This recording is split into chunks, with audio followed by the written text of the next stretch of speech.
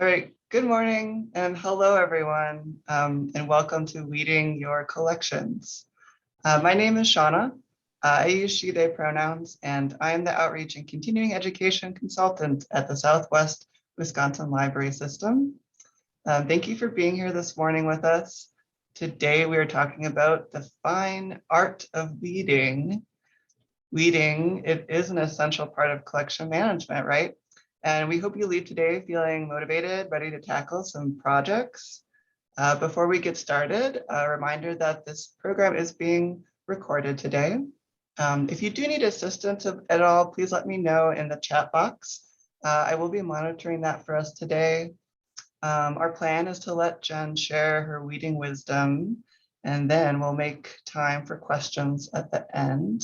But I will be watching if you have some in the chat box. So with that, we'll get started. Today, we welcome Jenn Bernetsky. She is the ILS support and the ILL consultant here at the Southwest Wisconsin Library System. Take it away, Jenn. Hi, everybody. Thanks for joining me today. I know I see a lot of familiar faces, so I know a lot of you know me, but for those who don't, my name is Jenn Bernetsky. I'm the ILS support and ILL consultant here at SWLS. Before I took this position, I spent 7 years as the director and 12 years total at the Shriner Memorial Library in Lancaster.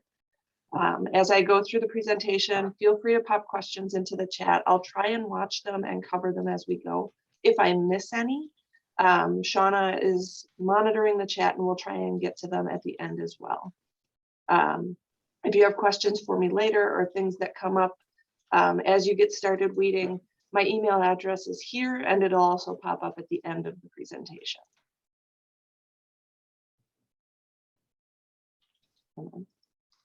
There we go. All right, so let's take a quick look at what we're going to cover today. I like to start almost any weeding discussion with just the hugest shout out to the Texas State Library and Archives Commission, because they created the Crew Manual, which is just an incredible, super thorough resource that has stood the test of time. They make it freely available to everybody, so it's not something you have to purchase. You can just go to their website and download it. It has really great guidelines. It can help inform you when you're unsure what constitutes an old or an outdated book, or what types of criteria you should consider for certain subjects. Besides that resource, we'll also talk about why you should want to weed, how to prepare yourself and your stakeholders, what you might want to consider in common collections, how to set and stick to a schedule, and finally, just a few options for what to do with all those things that you're going to be withdrawing. Like I said, the Crew method of weeding was developed by the Texas State Library and Archives Commission, and it's available for free online. The Crew link is here in the slideshow, and it's also really easy if you just type Crew Texas State Library like into Google, it'll pop right up for you. Crew stands for Continuous Review, Evaluation, and Weeding. It talks a lot about what criteria you can use to decide if an item should be weeded. And because librarians wrote it, they depend very heavily on acronyms. So factors to consider like misleading, ugly, superseded, trivial, irrelevant, elsewhere. That acronym of MUSTY is something to keep in mind as you evaluate your collection. The most important part of the concept to me is that first letter, C, for continuous. If you let things go too long, your task becomes more daunting. The potential for a large or unpopular weeding project becomes more likely, and it could be a lot more controversial for your board or for your community if you wait too long and then you have to do a lot of catch up. By doing continuous evaluation, your weeding projects are smaller, they're less time consuming, and they're probably a lot less stressful. It also can become a routine activity that causes a lot less controversy in your community. And so when it's part of your library business as usual, there's a lot less backlash than when you seemingly just decide one day that you have to cut your collection by a third. Reviewing your collection is something that your ILS can help you with a ton. Circ statistics, publishing dates, date the item was added to the collection, or in some cases, the date that your library was automated, the last checkout date, number of times it's circulated in each year, the number of copies that other libraries in your consortium have. These are all things that can give you a huge head start for choosing which materials need further review. For those of you in SWLS, I have tons of resources available on how to get these reports up and running. And if you're unsure how to start, I am happy to help. Just give me a call. Evaluating your collection is what we're going to spend a lot of our time on today. How to evaluate different sections of your library and just kind of where to start. And don't forget that after all of this review and all of this evaluation and consideration, you actually need to take action and read the books. Sometimes it's hard, especially I've found that a lot of people who are doing it for the first time or who haven't done it in a long time, it gets sentimental or you feel nostalgic about certain things and it gets really hard to read. But don't let that stop you. And there's always the argument that, oh, it's funded by tax dollars. Well, yes, it is, but that means that you are charged with making sure that your public has a good collection, not just a big collection. It's essential to the health of your library that weeding is a regular part of your duties. So the reason most people start considering a weeding project is obvious. You're out of space. There's no more shelf space. You're sticking things in the top or you're putting stuff outside of the bookends. You don't have anywhere to put your new materials. Obviously, that's a really huge reason to weed. Shelving convention for space planning is actually to keep the bottom shelf empty, top shelf on 84-inch shelves also empty, and to have between 1/4 and 1/3 of every single shelf open. And I would say that unless you just built your library, you're probably not there. It's really hard to do to maintain that kind of open and empty space. But having that empty space makes your library look cleaner, more inviting, more light filters through your shelves if you have open back shelves, and it just makes your area look a lot more appealing. Another benefit that we maybe don't consider as often is that it saves a ton of time. It saves your staff time because less clutter makes the good materials easier to find, easier to maintain, and easier to shelve. It also saves patron time because if they're looking for something specific, they'll find it faster. If they're browsing, they'll only see things that are relevant or in good shape or appealing to check out. And they'll be encouraged to browse longer and borrow more. Something that's also important to consider is that maintaining a current and updated collection will enhance your library's reputation for reliable current information. And this is especially important for nonfiction. But people who go into the library for the first time encounter tons of books that are wildly out of date, like think Windows 95 guides or a book on presidents, but it ends with Reagan. They're not going to feel really good about the type of information they're getting from this library, and they may give up before they find the good stuff. So if you don't have the outdated stuff, they'll only find the good stuff. Something I really value is how well you learn your collection. If you're in there and you are evaluating constantly the materials that you have on your shelves, you get super familiar with what you have and what you don't have. You can create a list of subject area holes, things that you don't have any information on. You can start to promote your really, really strong gardening section, for example. You realize that you have just a ton of really good stuff. You can do something with that. And you get to know what subjects and genres are being used all the time by your community. Most of you probably know your collections pretty well already. And this constant feedback can really help. It can really help enhance that. All right, let's go on. So where do we start? start with the policy. Always start with a policy. If you have a collection development policy, that's awesome. Good job. If you don't, please make it a priority. A collection development policy that goes through your board should include your library's values about how materials are chosen for the collection. And those are important values to keep in mind throughout an item's life at the library, not just when you're putting them in. So your collection development policy or your discard and disposal policy, if you separate those two, should include language that says your library will withdraw materials that no longer fit the collection development values.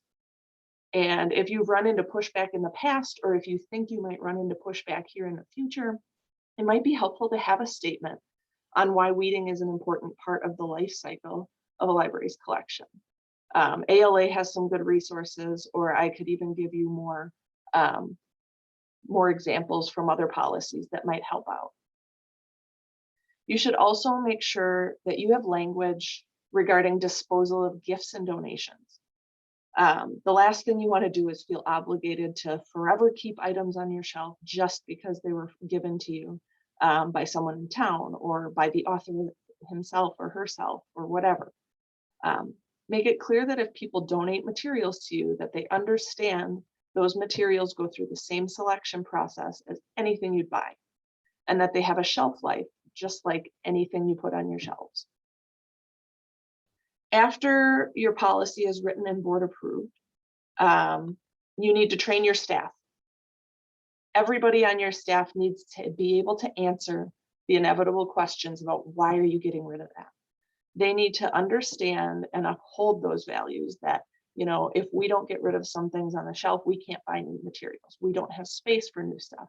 Whatever your message is, make sure that your staff know the message, because they'll probably be helping you promote and advocate for those policies as well.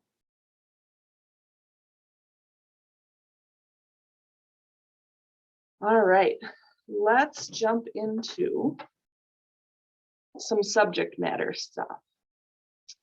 Nonfiction to me is the most rewarding section to weed. The crew manual helps by giving guidelines by Dewey section, because some sections become obsolete really fast and some really don't. You need to take those things into consideration and not just say, all right, anything published before 1970, because some things from before 1970 are really great and some things are wildly outdated by then. Medical books, for example, can be really dangerous if they have outdated advice or information. The book you see here about national parks for children was a really great resource, except that it says contains all 32 national parks. Well, the problem is there are 58 national parks now. So this book is incomplete and very outdated. When in doubt, it is better to have nothing on a subject than to have bad information on a subject. So if you have a section and every single book is just wildly outdated, it's okay to get rid of everything and maybe have a list of subjects that you need to be watching for in the future. I'd also like to really encourage you to look at your nonfiction in the children's section, because there's so many good new resources out there that deal with certain topics in humane, sensitive, and inclusive manners. And I know that it's difficult to get rid of a book about Thanksgiving when it still talks about Thanksgiving, but maybe the pictures are insensitive, but do it, it's important. And I know we all still feel like Pluto's a planet. To us, that was our life, that was our childhood. But Pluto hasn't been a planet since 2006, which means that if you're under 15 years old, Pluto was never a planet, not in my lifetime. And so having books on the shelf that say that is confusing, and it makes those books really obsolete.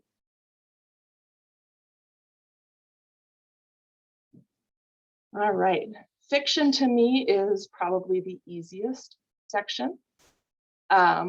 It's the easiest section to weed because you can use circulation above almost everything else. Circulation can be the main criteria after condition.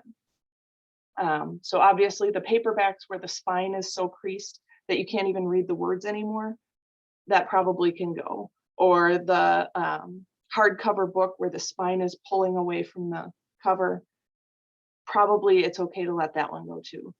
But fiction turnover is higher than nonfiction. And so you're probably going to be getting rid of some books that are in great shape. And that's okay. Take a look at what's available elsewhere if you're not sure whether you can get rid of something or not. So no library is an island anymore. It used to be that you had to have everything because you couldn't get it from elsewhere. But now interlibrary loan is so easy and so fast that you can get almost anything. And Wisconsin shares really, really well.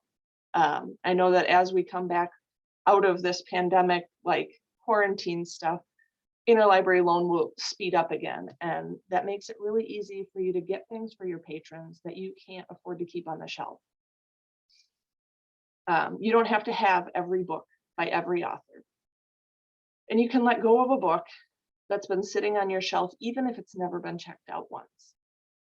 In the children's collection, you can use the same criteria. Things that don't circulate don't need to stay.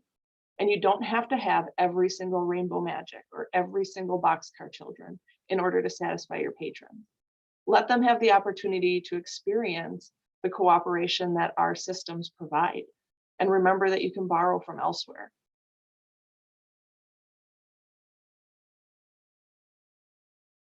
All right. While we're talking about fiction, let's take a minute to talk about popular materials and prolific authors. Here we have a photo of James Patterson surrounded by what I would estimate would be the books that he published in the last 18 months. Small and even medium-sized libraries just don't have the space to keep every single book he publishes, even if they're popular. So when you're dealing with popular materials and authors, the easiest first step is if you have duplicate copies, get rid of them as soon as you notice that they're not so fast to go out. You don't have to keep every James Patterson forever just because they were popular for a while. As they fall off of your reserves lists and they're spending more and more time on your shelf, it's okay to let them go. The larger libraries in your system and across the state will probably keep them a lot longer than you'll be able to. And that means that you'll be able to still access those materials without having to dedicate an entire section of your library to it. And here comes my most controversial statement of the day, and something that I really truly believe in. You do not have to keep a whole series. You can give up some of the titles in exchange for that shelf space. Larger libraries are going to have every single Sue Grafton. So you don't have to. You can let some go. My personal philosophy is to get a patron hooked. So keep the first book or two or three, serve them well, which means loaning or borrowing all the middles, and then excite them at the end with the newest releases by purchasing them as they come. So yes, that means that you're withdrawing books on a pretty regular basis, but we hope that you're doing that anyway.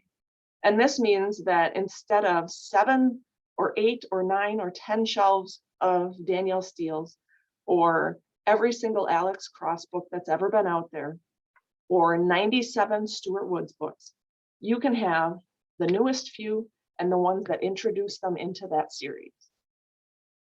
Your patrons will appreciate that, and they'll understand, especially, you have 900 square feet. What are you going to do? Keep everything? They'll understand that you'll have to go outside of your own building to get some of those materials. And I promise that James Patterson is not going to be mad at you if you let some of his stuff go. Also, if an author has a lot of different series, so they've got 3 or 4 or 5 book series, but they've got a bunch of them, like Debbie Maycomer, for example, keep the series that circulates best for you and get rid of entire other series, the lesser ones that don't circulate as well, or the ones that are in really bad condition, or however you decide to make those choices. Decide what's most important to keep and feel okay about getting rid of the rest. For kids stuff, it's more important than ever to keep your sentimentality in check. Cover art that's updated can really reinvigorate the demand for a classic book, whereas old, outdated cover art, faded spine labels, kids aren't going to go for those materials, even if a parent says, "Ooh, I loved that when I was a kid." But then there's also some books that you loved as a kid that they're just not going to circulate as well, and it's okay to let them go.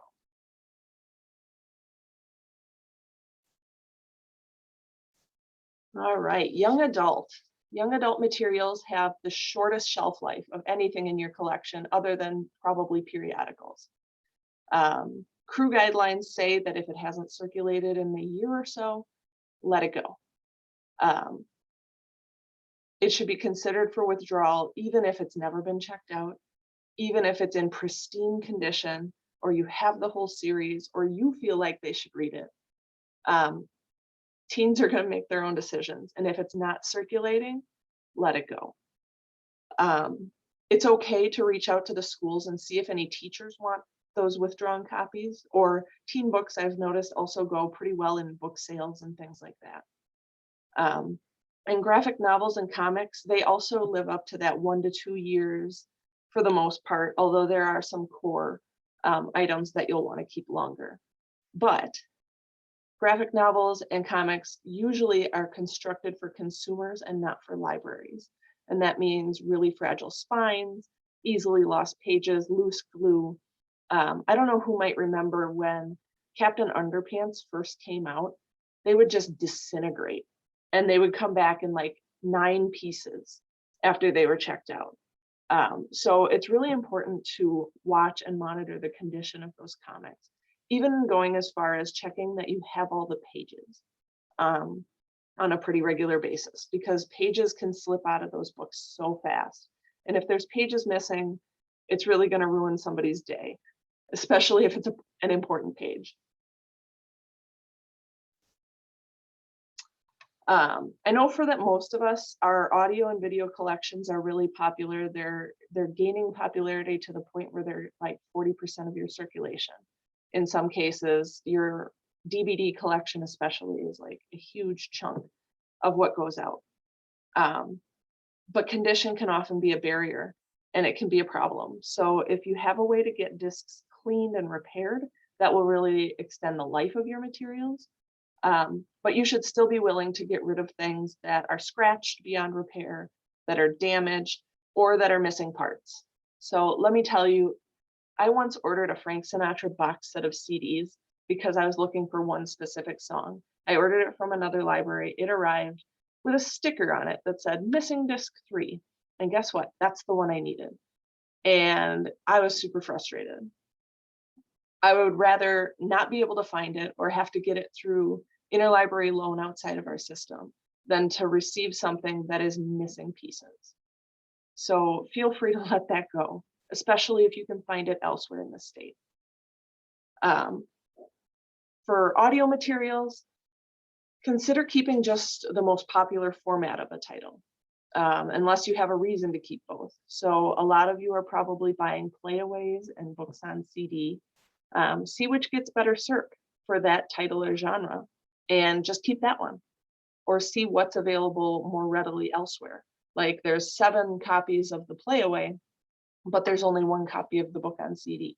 Maybe just keep the book on CD because you know you'll be able to get the playaway from elsewhere. And at this point, unless you have a dedicated VHS user that you need to be able to serve, or unless you circulate a VHS player, you probably don't need to keep VHS tapes around anymore. If you have some local stuff that's still on VHS, like local player, community players, theater programs, or local things, digitize them and then get rid of those VHS tapes because they take up space and they don't get used. And eventually they will degrade until they're useless.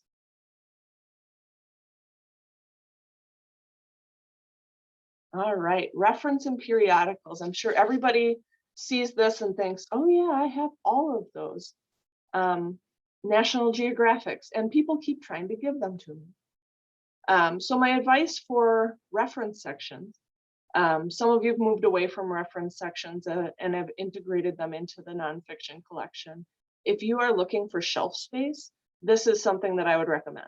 That if your reference collection is just taking up valuable real estate near your circ desk, or if you really just don't have room for it, or if it never gets used, integrate it into your nonfiction collection.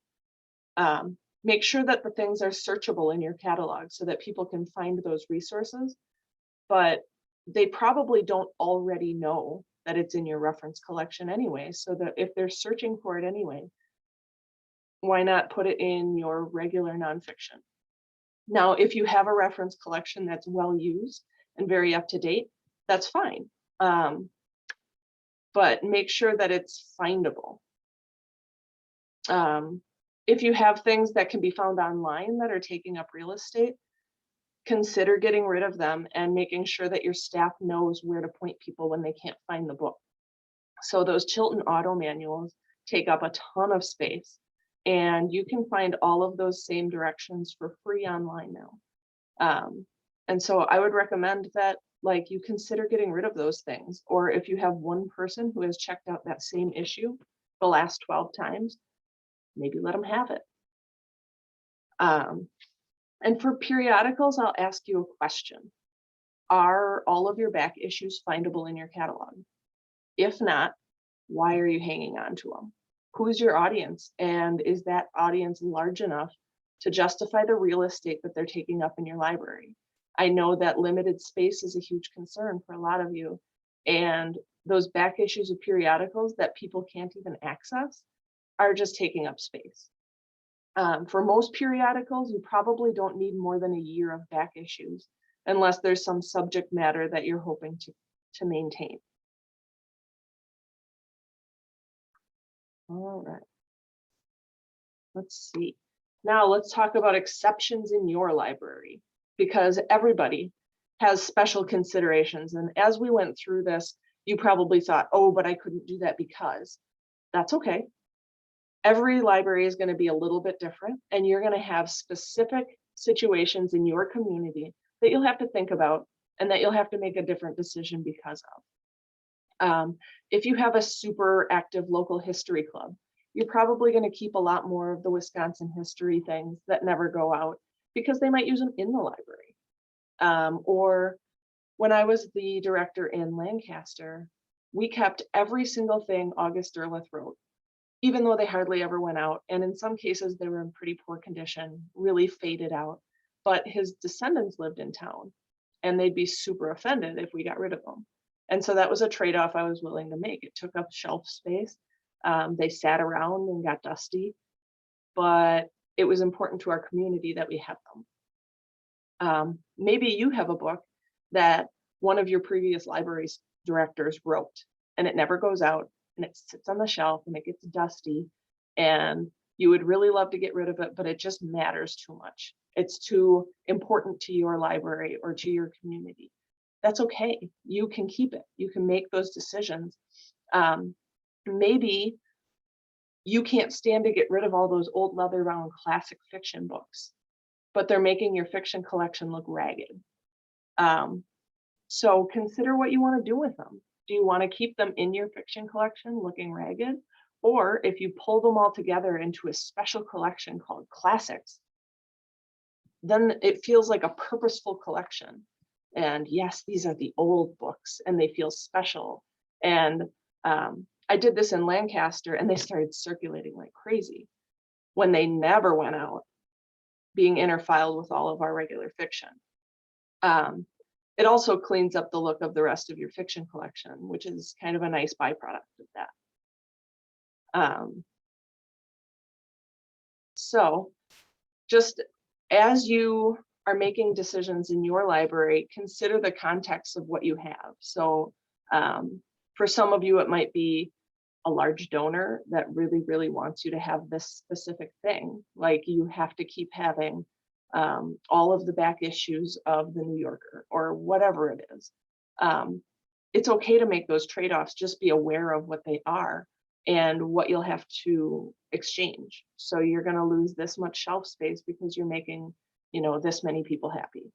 And so for some of those things, it's worth it. And for some, you might find that it's not. All right, set a schedule. I love schedules and keeping on top of constant weeding, especially now that we've all agreed we're going to be doing it continuously. It's really tough because we get busy. We get busy throughout our week. All of a sudden that week turns into a month and it turns into 6 months and then it's October and you're like, oh, I didn't weed. And now I have to do the entire library.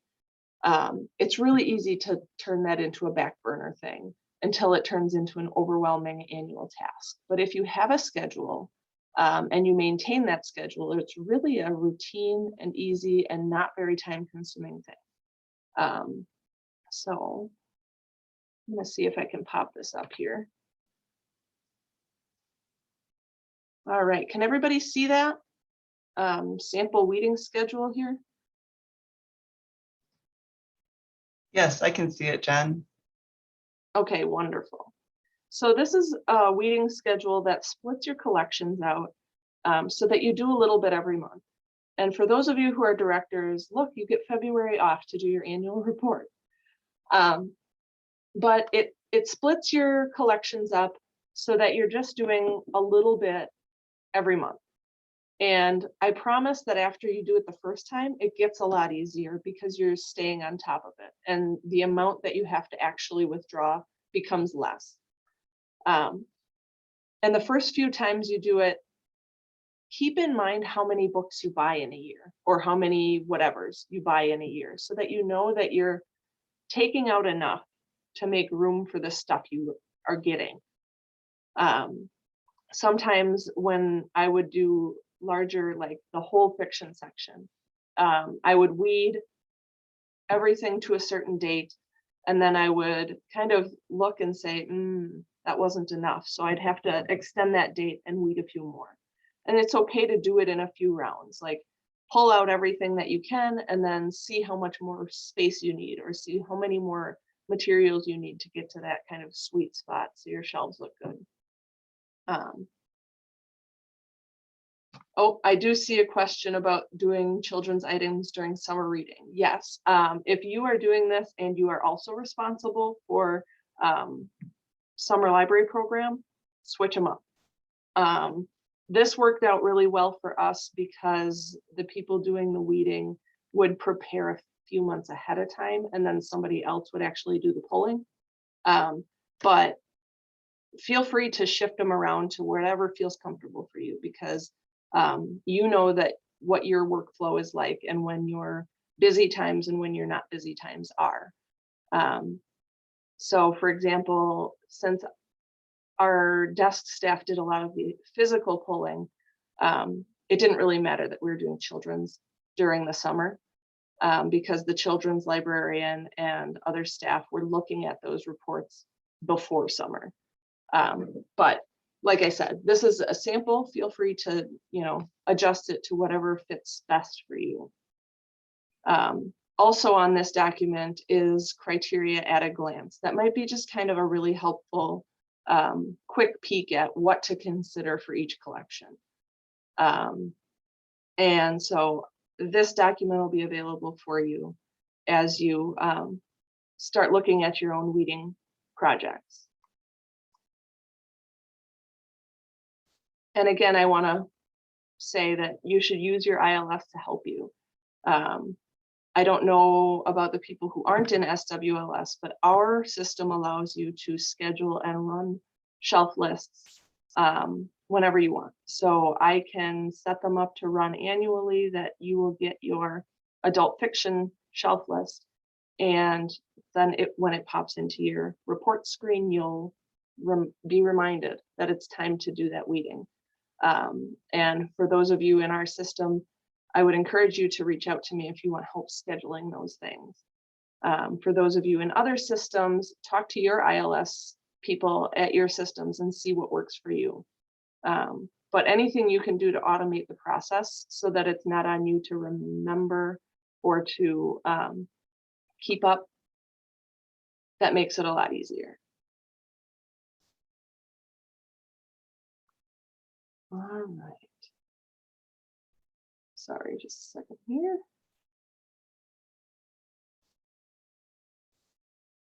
All right.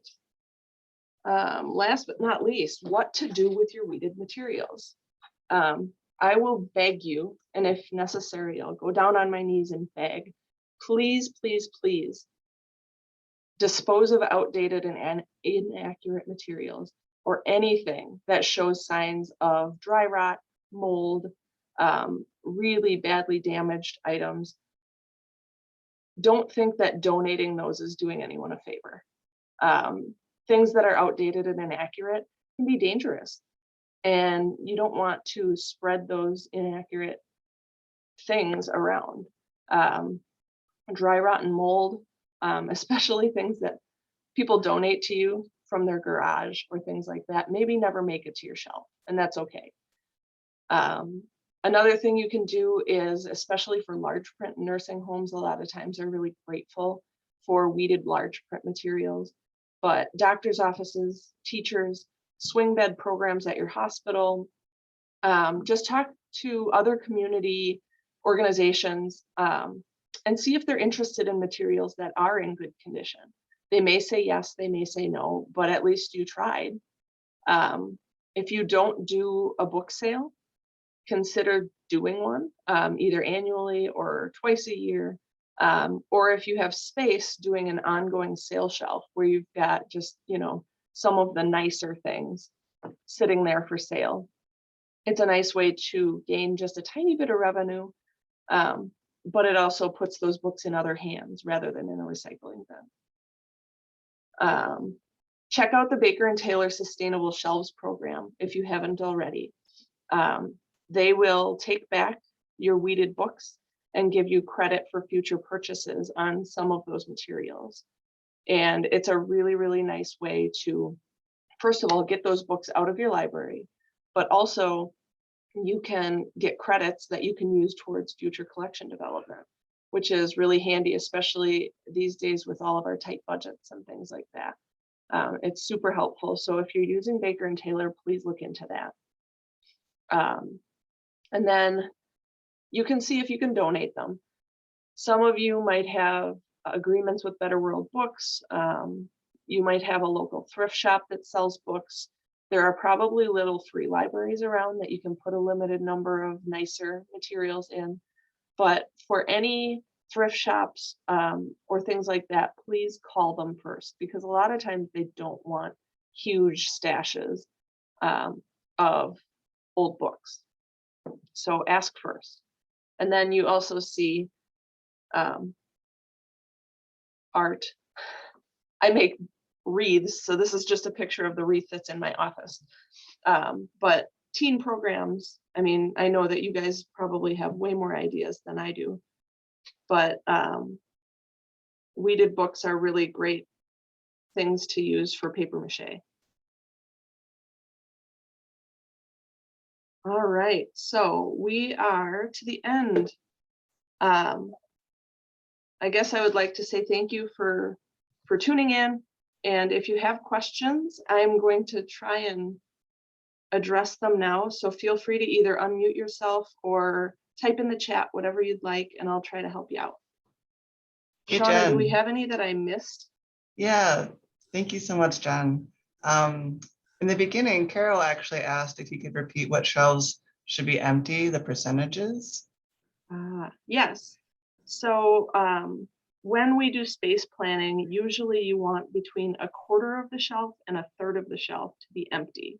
And then if you have tall shelves, like 84-inch, like super talls, the top shelf should be empty and the bottom shelves should be empty for accessibility purposes.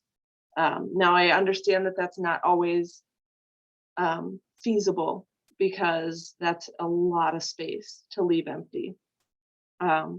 But that's kind of the space planning stuff.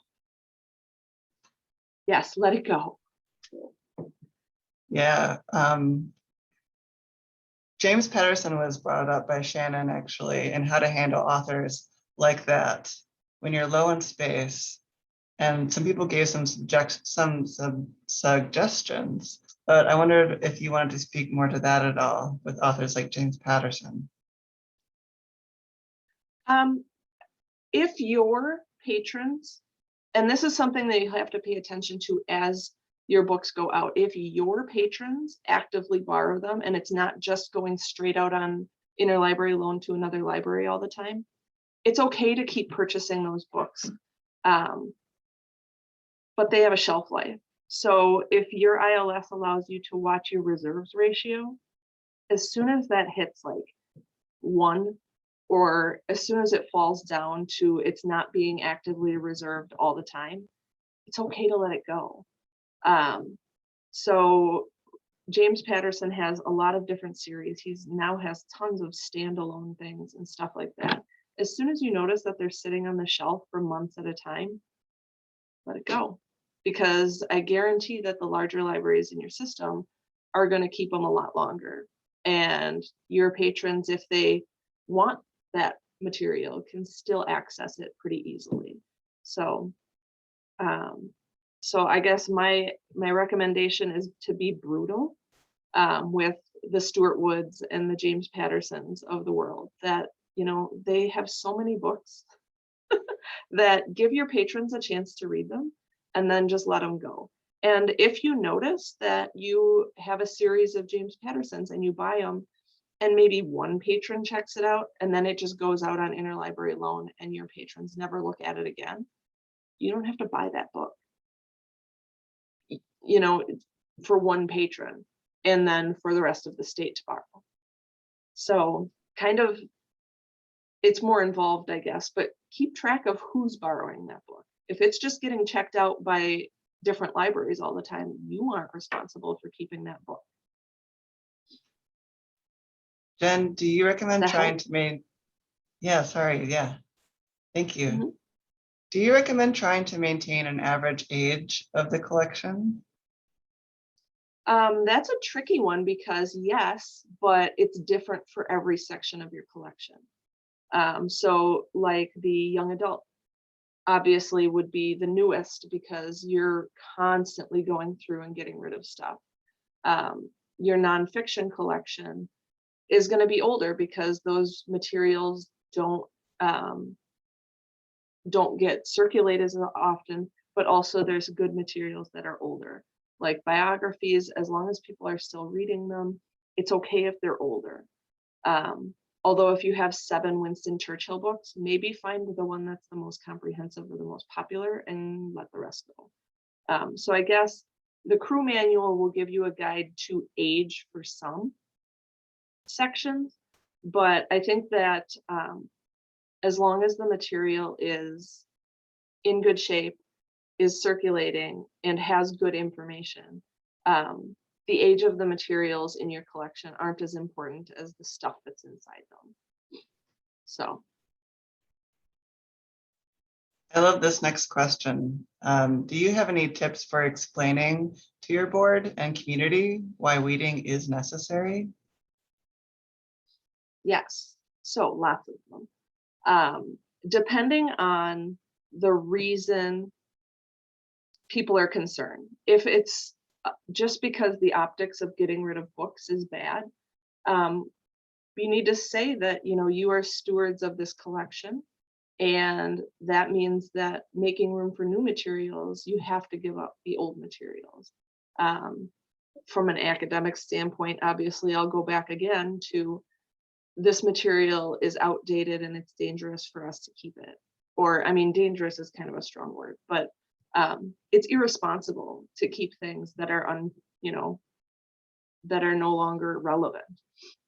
And in order to give your community the best library it can, you need to sometimes let go of things.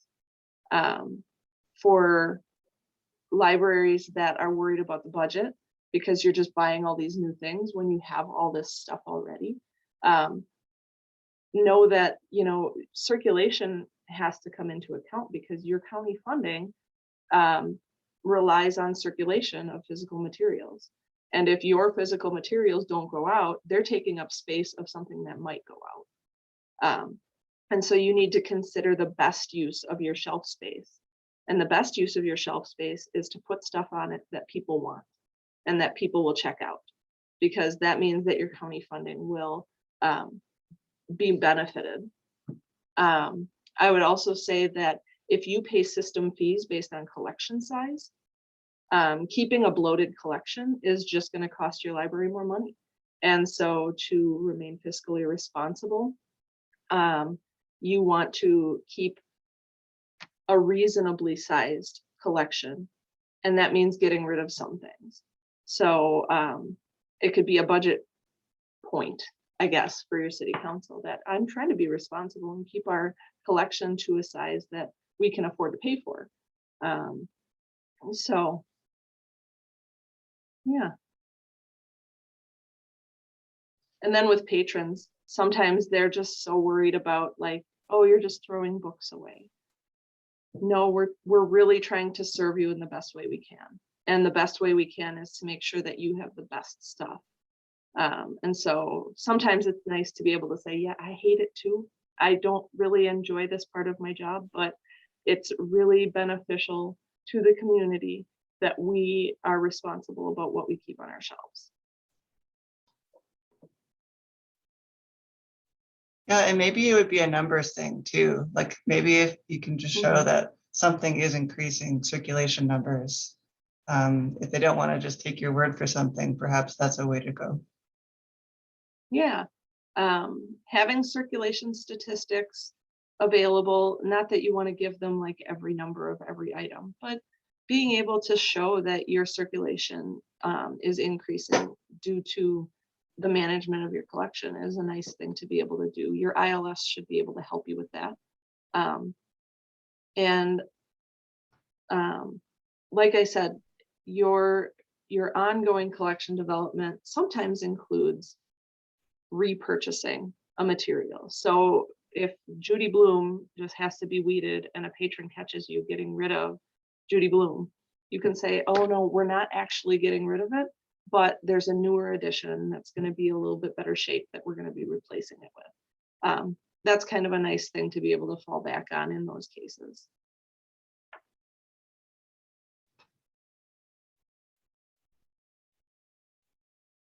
We've had so many good questions. Did we miss anyone's questions? Is anything else coming up for you about weeding? We have a few minutes left. Yeah. Yeah, I wanted to circle back to that Baker and Taylor Sustainable Shelves program and say that in addition to giving you credit for some of the materials you send in, they also recycle anything that they don't give you credit for. So it's not up to you to get a bin and recycle the stuff. You can just send it to them and they'll take care of it for you. So if you're worried about the optics of a city truck coming up and you loading the entire back of it and then them just driving off to the dump, Baker and Taylor will take your stuff and recycle what they don't want. So.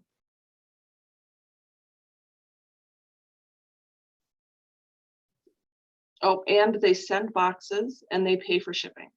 So it's not going to cost you anything. Wow. So even better. They want to help win-win. you. You should let them. Great. Any other questions folks have today? We could end early if you're good and you feel ready and prepared. All right. Well, I want to thank you all for coming and listening to me and go forth and weed so many things. I hope that you feel inspired to do that. We will follow up with that weeding schedule. Like I said, feel free to adjust it to suit your needs. It's just an idea to keep you on track and keep you motivated throughout the year. So, so please reach out to me anytime throughout the year if you need additional inspiration, or if you just want to talk about things or need more ideas to convince your board that it's important. I'm happy to talk to you about your specific situation and try and help out. So thank you. Great, there's lots of thanks from the chat box. People are feeling inspired and ready. some folks. So thanks so much, everyone. Have a great day.